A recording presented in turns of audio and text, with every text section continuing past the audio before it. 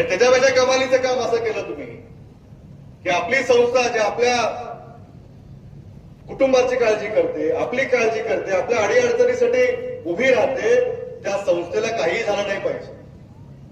ती संस्था टिकली पाहिजे, ती संस्था त्याच पद्धतीने काम केली पाहिजे. म्हणून ह्या वेळेस ऐतिहासिक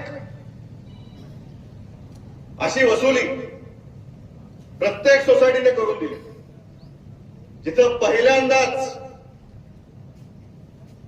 मुद्दल आणि व्याज हे पहिल्यांदा तुम्ही वसूल करून बँकेमध्ये जमा केलं. ह्यासाठी स्वतःच्याच पाठीवर हात टाकून घ्या. का?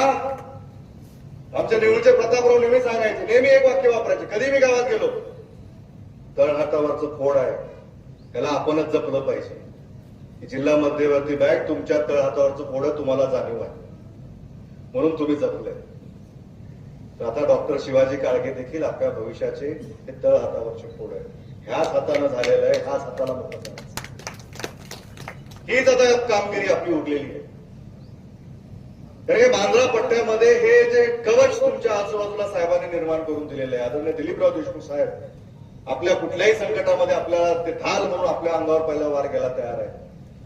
पण आज ज्या पद्धतीनं, ज्या विश्वासानं, ज्या प्रेमानं तुम्ही मला निवडून दिलं, 16,000 मधली 10,000ची लीड काढून दिली.